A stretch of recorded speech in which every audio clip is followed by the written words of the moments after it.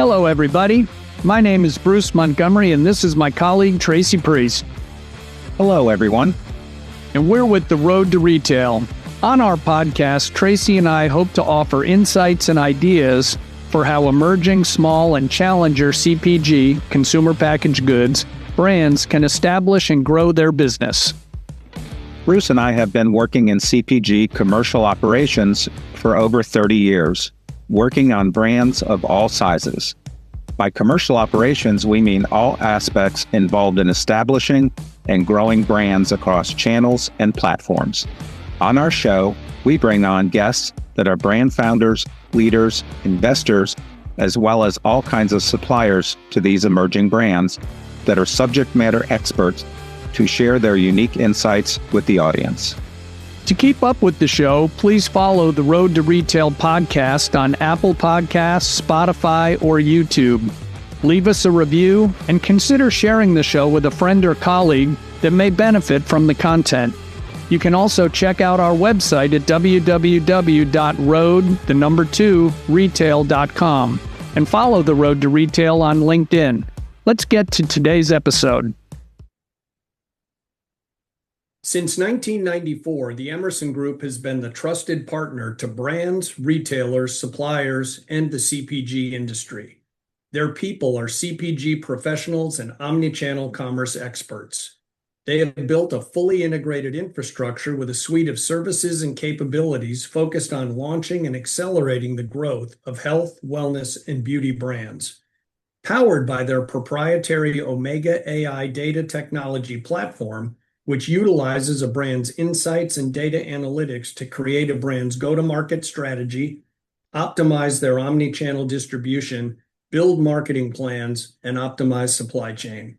The Emerson Group infrastructure and capabilities serve brands in the United States, Canada, and Mexico. To learn more, visit their website at www.emersongroup.com. Hello, everybody, and welcome to the latest episode of The Road to Retail. Tracy Priest, how are you this morning? Doing fantastic, Bruce. Just coming off the road. The Road to Retail was on the road this week in Orlando. It was great seeing you and a lot of our good friends in the industry. So tell us what we were doing in Orlando this week. Well, we're certainly not seeing Mickey Mouse, although the TSA lines were quite exciting. I think the parents were crying because they had just left all their money in Orlando, and the children were crying because they were in line and didn't understand why.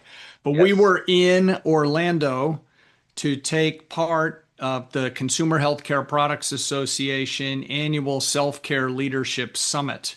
It took place at the Conrad Resort, which was quite an impressive facility. Dating ourselves here, but for those of you of a certain age, on the Beverly Hillbillies, they would always reference the cement pond, which was their pool. The Conrad has a cement pond, and it is basically a cement lake. It was a very impressive man-made facility. Massive. Right. So those of you that heard our recap last year, I am an unabashed fan of this organization. I've been involved with CHPA for most of my career, and those in the consumer health and wellness space that are not involved with CHPA, I honestly don't understand why. But we're going to cover a lot of things here about the program that we saw. And we're going to start by just really congratulating the CHPA team because the weather along the East Coast, maybe even a little west, but definitely the East Coast was horrid on Sunday and Monday. And a lot of people struggled to get in, people getting in at terrible hours. And the CHPA team had to really organize on the fly. Some speakers weren't able to get in. They had to find pinch hitters. Others, they had to set up virtual Zoom in. And it came off flawlessly. I'm sure there was some blood pressure up, and we'll talk about the community in a little bit, but some of the panelists weren't able to get in, but because of how the CHPA community rolls, others in the audience with the skill set that was necessary stepped up and filled those panel positions. So it was really great. Amazing. A quick tip of the hat to the folks that Tracy and I worked with on this: Logan Tucker, Mike Tringale, Beth Algier, and CEO Scott Melville. There's a bunch of other people running around, so I feel bad not recognizing them, but to recognize nobody would be far worse. So let's dive into what we saw. Yes.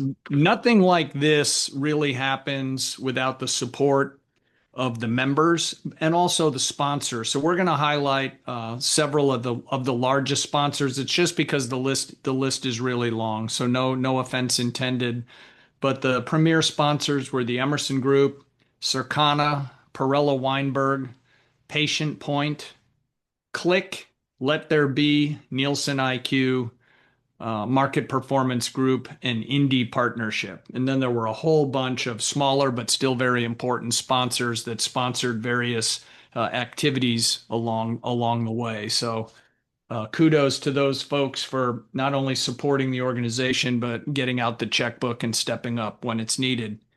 So let's dive in here. The Consumer Healthcare Products Association is really an organization of companies and interested individuals that try to help people in our country stay healthy. They advocate for the industry.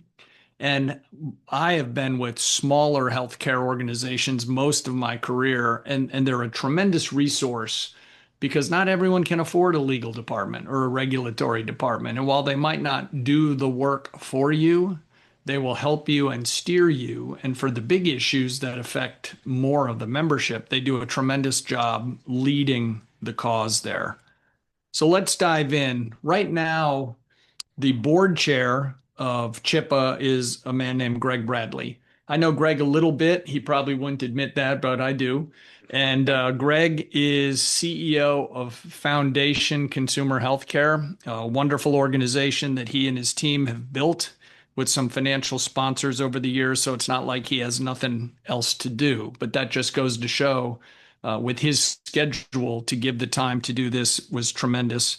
Perella Weinberg was new on the scene this year, and they hosted a panel Tracy and I will speak of. And then Jeff Fisher did a great job. I don't know what his official role was, but he was the MC. He jumped up on the stage and kept things moving and did a really great job. We're going to talk about the winner of the Ivan D. Combe Lifetime Achievement Award in a little bit, but I want to start off with a couple of recaps of the key points that Greg and Scott Melville, CEO of CHPA, made as the event got kicked off. Greg showed us one of his golfing partners, Stumpy, the very large alligator that lives on the 16th hole of his golf course. Stumpy assured me that Greg is usually not shaving strokes, but definitely not on the 16th hole. Stumpy would make an awful lot of purses. He was a big man. But seriously, Greg talked about the steadiness, that steadiness is the backbone of our association.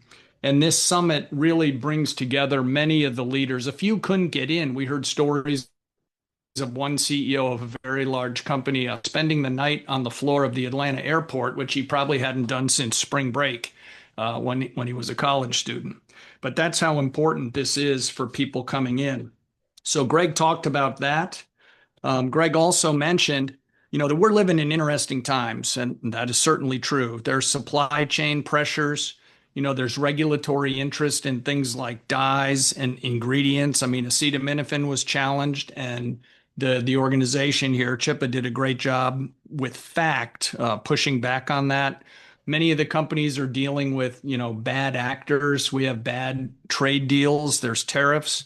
But you know what? These are all just other things, some of them more annoying and more temporary, hopefully, than others. But these are just things that leaders for the past 100 years and the next just have to figure out how to negotiate through. And organizations like CHPA can help you steer through these tougher times. I have a few other quotes here from Greg. I just want to make sure, I'm sorry to read to you folks. We usually don't do that, but I want to make sure that we're really accurate. The CHPA folks, Greg, Scott, and some of the other members of the board have actually been able to have face-to-face meetings with the new FDA commissioner to talk about the opportunities. And some of the signals coming out of the administration are, if a product or an ingredient is safe and not subject to abuse, why are there barriers put up? to slow access to it. So there could be more activity around RX to OTC switches. And these are the things that facilitate people being able to take better care of themselves and taking more control. Greg touched on how technology is rapidly reshaping how consumers engage with healthcare products. And we heard that from a bunch of panelists. There's some crazy things going on out there, and I mean crazy in a good way. And the data helps us better understand the needs, behaviors, and outcomes, both for the patient, the healthcare provider, and it also provides data so we can just make sure that things are safe. Greg's long career building a company, and we had some excellent CEOs give us some other tips, which I believe Tracy will cover in a bit. But Greg gave us a couple of things to think about in terms of just leading through these unusual, turbulent times. The importance of surrounding yourself with people who are better than you, stay principled and focus on doing the right things, and be laser focused on the strategic priorities which guide the team's decision making and action. One team, one goal. So that's pretty solid stuff. I thought Greg's best line was when he said, "We believe in science, we believe in quality, we believe in access, and we believe people deserve to be healthy and they deserve the best self-care solutions." I couldn't agree more. Yes. We move on to Scott Melville, CEO of CHPA. He came up and made a few really good points. CHPA's 145 years old. This morning when I woke up after some adventure getting home, I think I felt like I had attended 144 of these meetings, but that's certainly not the case. One of Scott's early comments was, he said, "As you'll soon experience, this isn't just a room full of self-care industry leaders, it's a community." And he said that because 1/3 of the attendees were new.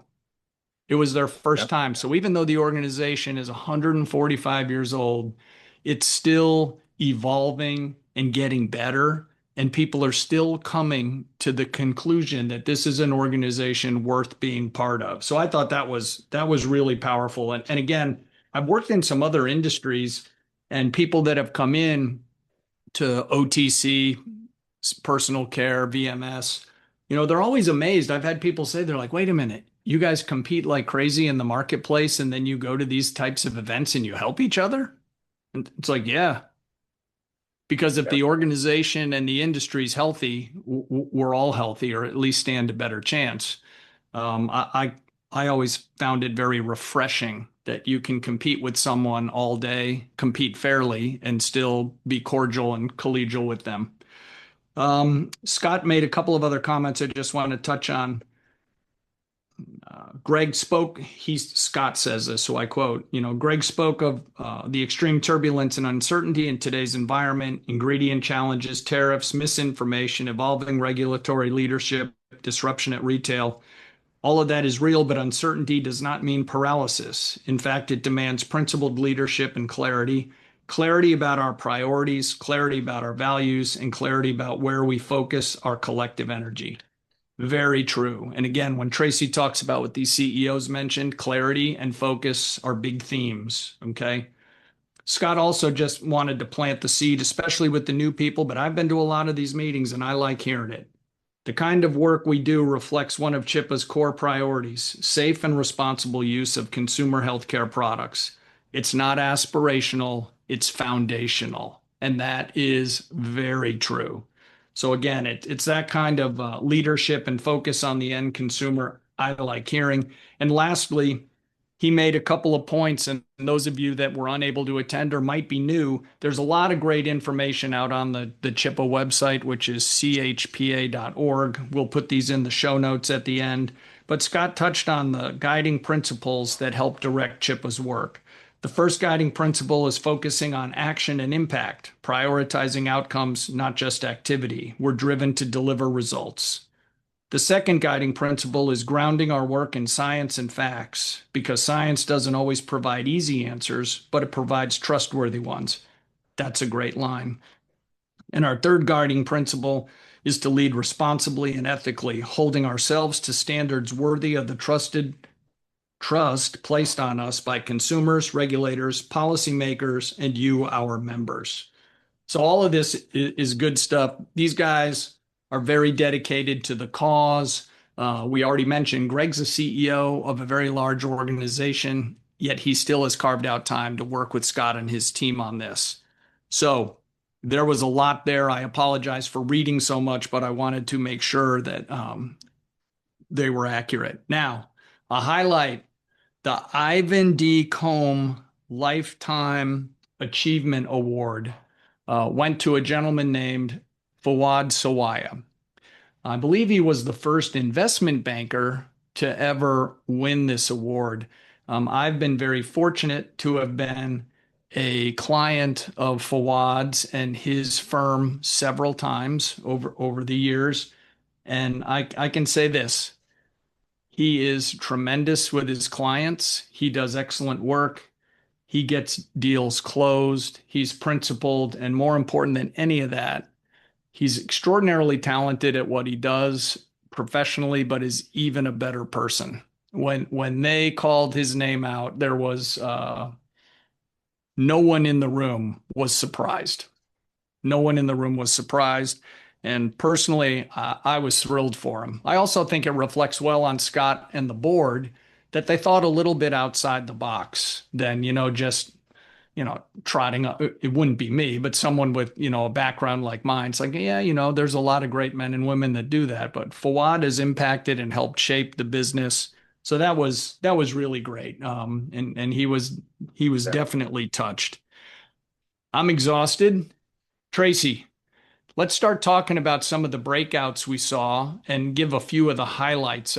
Before we do that, folks, we didn't capture all of the names because there was a lot going on and we had some pinch hitters because of the weather. But out on the CHPA website, if you go to events, you can see the list of the topics and events and discussions, and it lists the people that either spoke or were supposed to speak. So we don't want to inadvertently omit anyone, giving them credit. But if you want to know the specifics of who was speaking and where they're from, it's out on their website. Great, Bruce. Great job recapping Greg and Scott's speeches. So I'm a newbie to CHPA. This is my second year attending, and I always learn just a ton of information. So we're going to try and synthesize that down a little bit for those who couldn't make it today. And hopefully you'll find that valuable. Also, make sure you check out in the show notes. We will put some references there so you can get even more information in more detail that we're really not able to recap in our short time together. So the first group of speakers talked about the state of consumer healthcare, and these are talking about the trends and insights for 2026. So starting out, just top line, total retail was up 3% in dollars and 2% in units. Healthcare is keeping pace with a 3% increase. That growth is coming from e-commerce, no surprise there, and also the club channel. There's also we're seeing a shift in proactive wellness, which is, I just love that. People are just taking their health more seriously and being more proactive, not treating things or illnesses as they come about, but trying to prevent them. The growing categories, nutritionals, personal care, and also devices. As we saw at Expo West, that we did a recap a couple weeks ago, protein and supplements appear to be the cornerstone that people are using to be proactive in their health and in their lifestyle. Also, this was a key point for me. Brands actually are outperforming private label for the first time in quite a while. And then all kinds of products. There's still a lot of buzz around GLP-1 and products that are being built for the symptoms that people feel when they are on a GLP-1. One of the things that I thought was really fascinating was 23% of the U.S. population is currently now on a GLP-1. So lots of really good tidbits there, but I just wanted to give a little top line of what we learned in the Trends and Insight talk. Bruce, did I miss anything that you want to highlight? You didn't miss anything, but just adding a few things. there were some really interesting discussions, and they acknowledged some of these emerging brands that are on trend for some of the consumer trends that are either established or gaining traction. Selfishly, I'm starting to think some of them may be future guests on the road to retail. And the panel also pointed out that with the GLP-1s, as Tracy talked about, there's a lot of different side effects. Okay. Many of them are GI related or the need for protein. So Tracy already mentioned protein, but there's a lot of, there's a big role for fiber.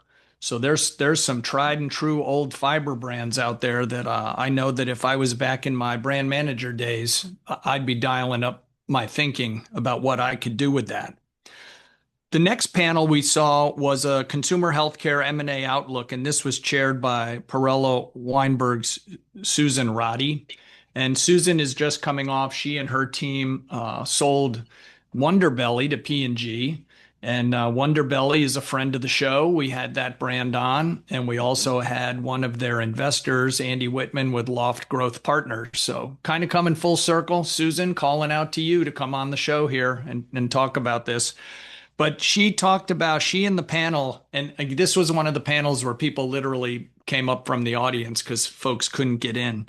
Ying Zhang from Bear is one that comes to mind. Companies that want to win in M&A will pay close attention to the current and emerging trends. Some of them Tracy just talked about. Chris Brown, CEO of Wellspring, they've been able to do 3 deals in the past 3 years, which, I watch this, reasonably closely. That's a lot of activity. So good for him and his team. And even better, 2 of them they sourced internally rather than getting caught up in auctions. The strategics, for those of you that don't know, a strategic is a bigger company that's looking to add a growing brand or add a new treatment regimen. So like if you had no GI products and you bought some, you're a strategic, you're looking to add, you're not a financial buyer. Anyway, strategics are usually looking for synergies when acquiring an asset. Hey, we already have 3 GI brands, but we don't have a fiber. Okay, so that's synergistic with their operation. Or one of the panelists pointed out another reason they look at brands is to learn. So the example this person gave was we had bought a DTC brand so that it basically forced us to learn how to do DTC. So I thought that was really interesting. And one of the private equity firms on the panel talked about how they look for brands that are market leaders and have differentiation or a moat. And that's interesting because we all default to private equity is going to look to cut marketing and just drive income and the brand won't grow. So this organization, that's not how they roll. The panel also discussed how being digitally native can be an asset because you can learn your mistakes. And Tracy and I've talked about this. Your mistakes are a little hidden because you're not goofing something up at, say, Target pricing wise, and then you have an 8-month battle trying to adjust your price. And they also said that if you're a DTC brand and you still have runway and you're growing, don't be in a rush to run out there to brick and mortar. And then a couple of quick deal tips they gave. If you're the acquirer, involve your internal team early. Don't have a meeting one day to say, hey, we just bought this, because then they're all like, what the hell? It just helps them get in the game. And then another interesting comment, they said behave during the TSA period. A TSA is the Transition Services Agreement, where the seller helps you kind of get up to speed while you take that brand into your company. I've been parts of really good TSA time periods and really bad ones. So the good news, first off, it's polite. Just be a good person, work through any challenges. But the other thing is it can lead to a future deal. If I buy something from Tracy and it goes smoothly, the next time he wants to sell something, he might give me a call and I can stay out of an auction. So just like your mother always said, behave yourself, may serve you well. Tracy, what was next? So the next panel, this was a panel of CEOs, and I have to say one of my top favorite panels. So this was guiding organizations through times of change. So the CEOs talked about a couple of buckets I'm going to mention here. So they talked about change, obviously. So their point of view is things are not changing. The fundamentals of business have not changed, but the speed and the tools that are now available in the marketplace have changed. So I thought that was really fascinating. They also talked about trust, how important that is at all times to be trustworthy. And then one of the CEOs talked about her leadership style. And I want to share this because I thought it was very good. It was three pillars: simplify, clarify, and magnify. And I just thought that was really a great synopsis of a great leadership position. They also talked about culture and how important it is to tell the truth and about having a purpose within your organization.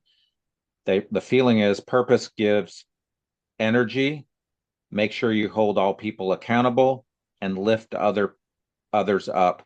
And again, reiterated that people need a purpose, especially in the workplace and when they're working really hard.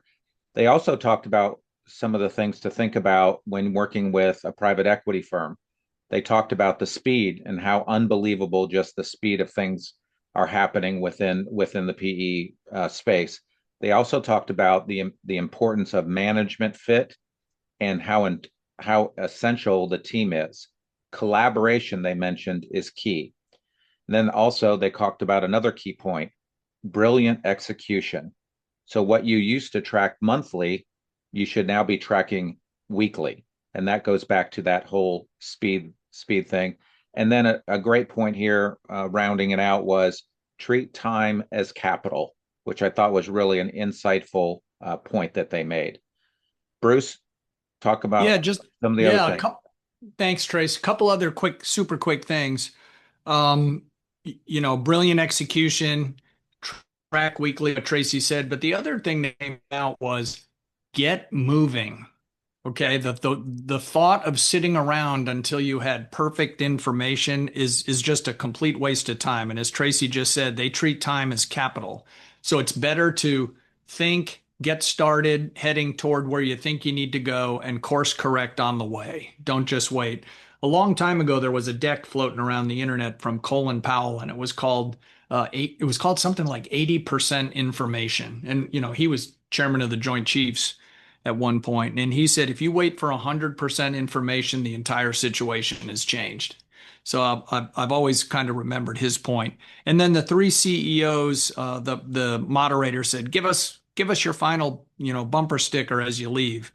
And the CEO at Alcon Eye Care, she said, simplify, clarify, magnify. As Tracy said, that's great, easy to explain, and it looks great as a soundbite. And she did not lack for clarity. I like that. Yes. One of the other CEOs said, create psychological safety, because when times are changing, it's only natural for people to wonder if things get a little bumpy, am I at risk? Am I at risk? So sometimes you are at risk, but if you lead in a culture where the glass is always half full, man, it just sucks the life out of an organization. And then lastly, the other CEO made a great point. He said, treat your employees like volunteers. They don't Mm, have to stay. And I was yeah. like, that was good. That Yeah. was really good. Tracy, I think the conference, I think we got all the way through Greg's speech before someone brought up AI. So why don't you tell us as we go into the AI portion of the day of the Yes. event here? Absolutely. Again, no surprise probably to our audience. AI was a big topic of conversation here, and it really is permeating not only the way business is done, but also the consumer part of it as well, which we'll talk about in a few minutes. So the next topic is a new AI powered system for faster growth, and this was led by our good friend who's been on the show. So if you haven't listened to Alex Gelbert's episode, please do so. So Alex is from Let There Be, and then also the team from Sinta was there as well. So first of all, Alex talked about the innovation bottleneck. What is keeping innovation at bay? And there's a couple things he mentioned: science research and validation of claims, discovery of actionable insights. So not just insights for insights, but that's something that you can take and do something with, and then MLR approvals. And again, we try and stay away from an acronym. So if you're not familiar with MLR, that is medical, legal, and regulatory approval. They also talked about, again, how AI can be used to help with claim development, drive insight, and MLR, as we just mentioned, readiness. So AI is really being used now to get claims approved and find them a lot faster. Hey Tracy, let me just jump in there. Sorry. Yes. So folks, what Alex and the Sinta people were speaking of, because you might say, gosh, Bruce and Tracy just said the same three things twice. But here's the difference. When we're talking about how AI can be used for claim development, the example they gave was, um, I'm going to say in the old days, but it's probably not that long ago. 5 years ago, if you wanted to sort through a bunch of literature looking for a claim for a certain product, ingredient, affliction, you'd probably have to have a team of people reading studies. And that could take, I think he said, months or even a year. Well, now you can use AI and they can source and go through all kinds of studies in a matter of minutes. So Yeah. you can find out if your hypothesis is even potentially provable. So, and it can also drive those insights because all of us back, in our brand management days in the 90s and early 2000s, you'd go to the focus groups, you'd listen to people, you'd get reports on studies you did maybe with healthcare professionals, but man, you would have to sort through all those verbatims and try to find a trend. And that's what this stuff can synthesize for you so much faster. Tracy? Yeah, great point. So then Let There Be talked about their new science story approach and how they're using, again, AI to dig for gems, define some challenges, uncover claim opportunities that maybe these brands haven't thought about, and then what they're really good at, and that is activate your science story, which really means taking video and other marketing elements to craft a science story that really meets and need the needs of today's consumer.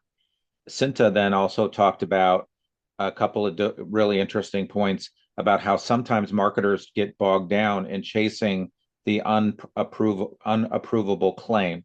So a claim that just will never have a chance of being approved. Don't waste your time on that. Dig into the claims that you know that you can support and that will be approved by the MLR. Bruce? And I was one of those marketers chasing I the unapprovable claim. that's why I mentioned you. I'm just kidding. Yep.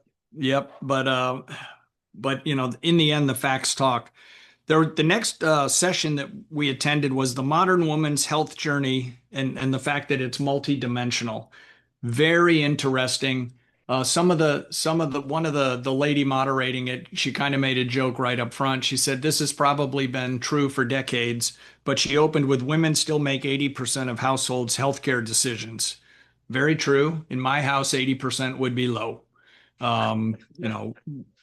My wife and especially when they were younger, our four kids, she's juggling all of her stuff plus the four kids. An interesting fact they laid on the table is that women are also thinking about between five and six of their own health concerns. Now, please note, this does not mean bad things happening to these people, but it's like, how could I get more protein? How can I, do this or that? So it's not, oh my gosh, I'm asthmatic and worrying about things that are potentially more severe. But as Scott and Greg said in opening comments, people are interested in living healthier lives. So whether Yes. it's food, as Tracy mentioned, eliminating certain things from diets, that was great. I've spent a lot of time working in women's health, so I know this one is true.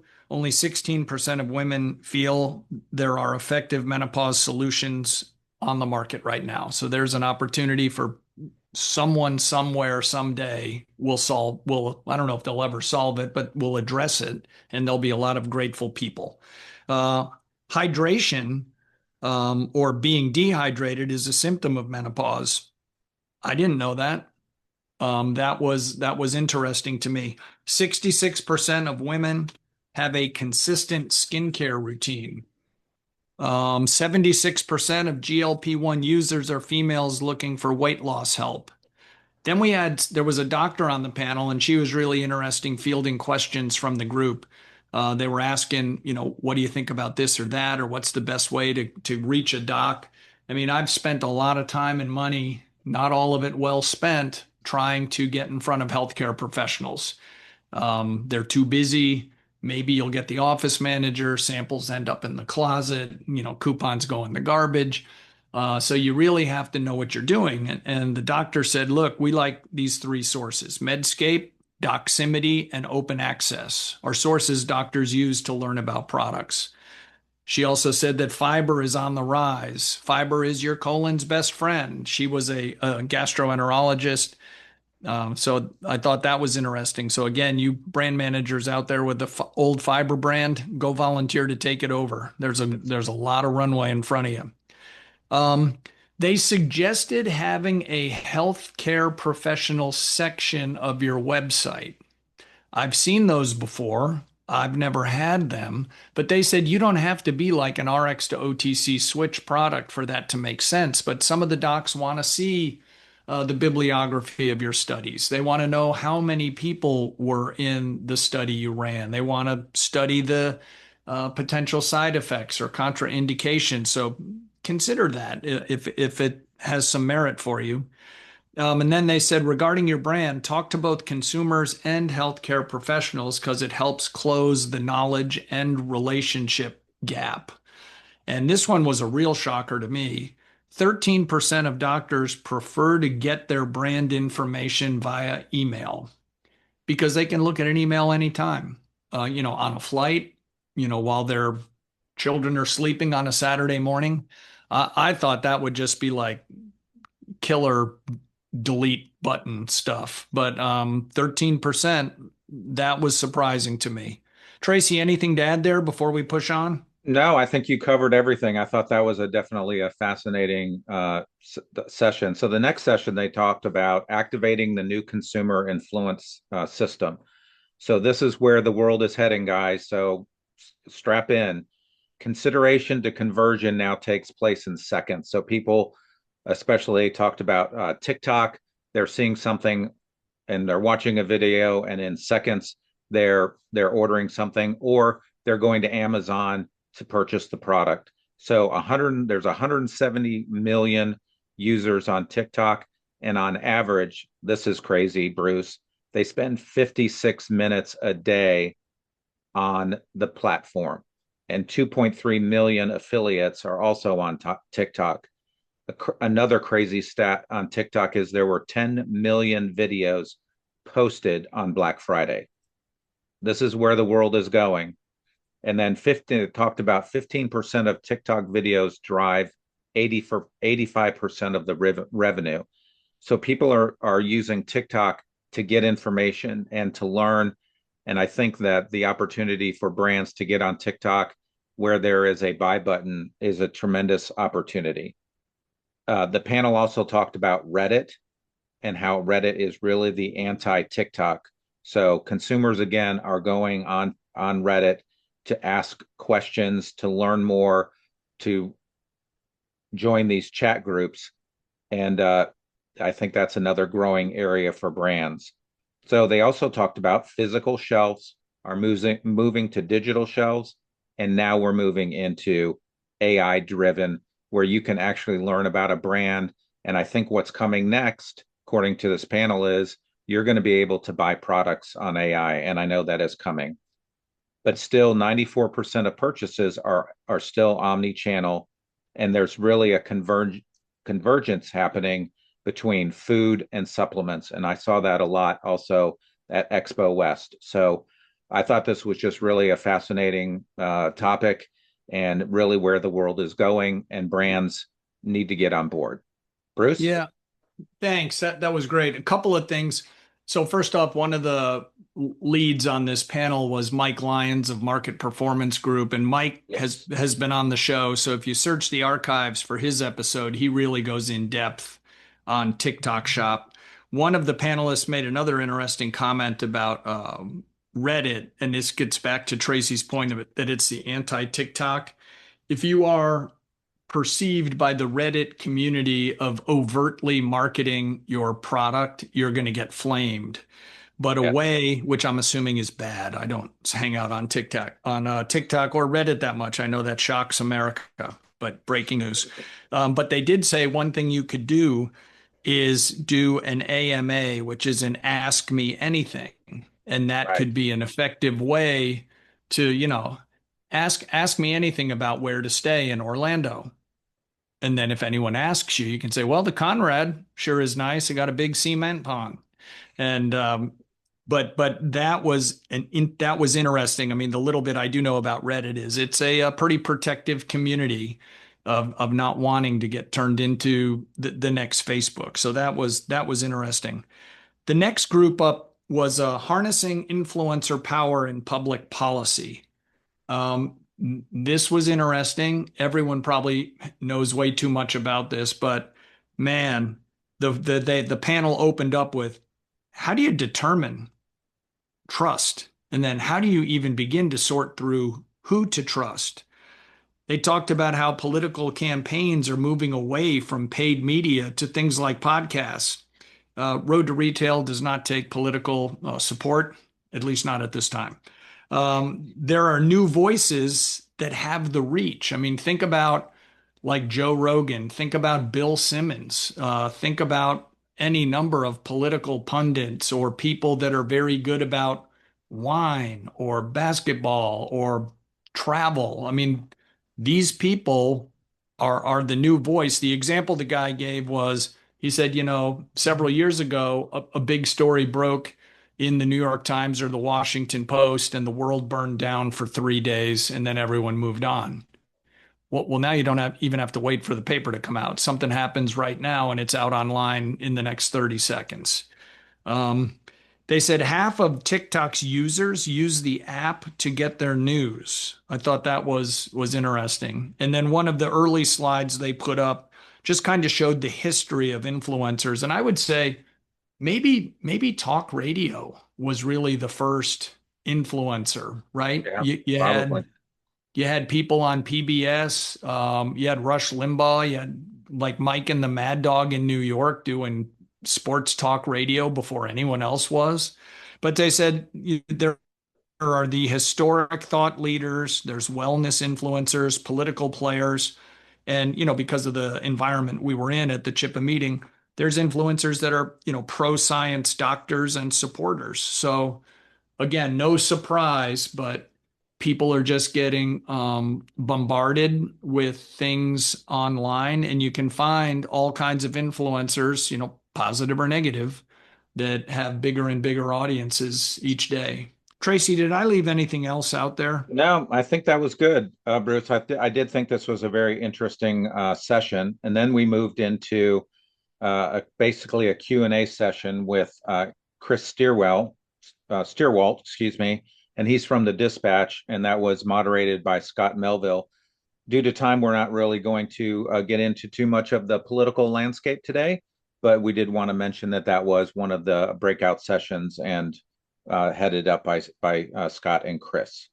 So the next topic is the cost of friction, how access barriers and market shifts are reshaping retail. And again, another very insightful session about, what consumers are finding as barriers to their health. And the number one thing is cost. So that's the number one barrier to health. 38% of consumers are waiting to commit to their health. And what they want, and we talked about this a little bit, is consumers want friction eliminated. So they don't want any barriers. They want to be proactive to their health, as we mentioned, but they also want to make it as easy as possible to access whatever they need for their health. Another interesting point was Amazon, no surprise, is now the largest self-care retailer in the US. Not a surprising fact there. And then also we've talked about this a little bit, building brands through trust and science. Alex also talked about this as well, their new science story, and then also brands of building trust. And then again, still a lot of the self-care brands today are still purchased in store, but again, that is changing quite dramatically with some of the things that we talked about using AI, the growth of TikTok, and some of the other things that we talked about. So anyway, another interesting panel. Bruce, did I miss anything there? Not really. One other point that I thought was interesting is there were a couple of different references over the course of the 2 days about, consumers are now asking questions of AI, but that's where it stops, right? They're Right. not they're not clicking or toggling over to a website. It's stopping right there.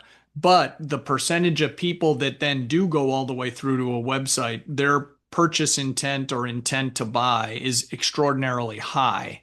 So one of the panels gave out some counsel to make sure that your AI prompts and the answers that come back. So kind of keep testing when you ask Claude something, what does he say?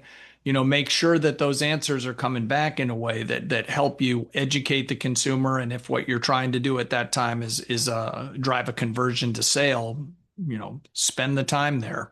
It's like a couple of years ago when everyone said X percent of inquiries now start on a search bar, whether it's Amazon or Google. Hey, I need waterproof sun care product. Boop. That's where you go. You don't drive over to Kroger and look. You ask there. Yeah. Okay, folks, that was a lot. So hopefully this summary was helpful to you. Just a few closing points here by me. Again, I've been involved with CHPA on and off since 1990. And one of the things when I was at Bayer, I went to a training program as a young bumblebee in the marketing department, and CHPA put it on. And I'll never forget that the man in front of the room, there's probably 12 of us in there, I guess. He said, he's talking about labeling. So, of course, you're kind of like, oh, this is going to be boring.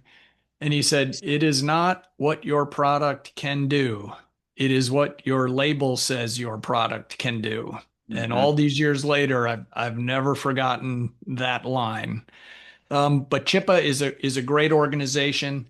If you're an emerging brand, an ingredient, um, you're serving this industry, you're a supplement, you really should be part of it. And Tracy, one of the things we like to do is demystify things around cost. This is not going to sink the ship of your budget. And I can tell you, if you work with the organization, you will more than get a return on that investment.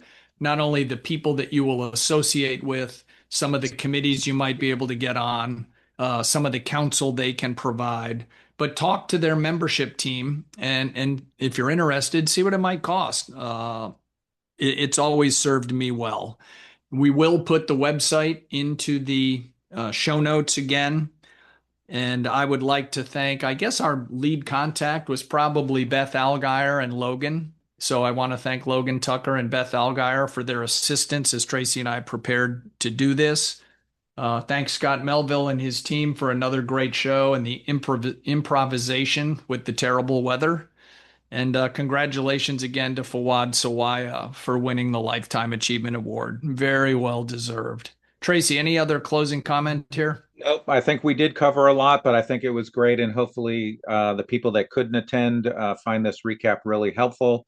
We're going to, again, just a reminder, we're going to try and put as many resources for people who couldn't attend in the show notes. So make sure that you look for that as well. All right, Tracy, the big finish.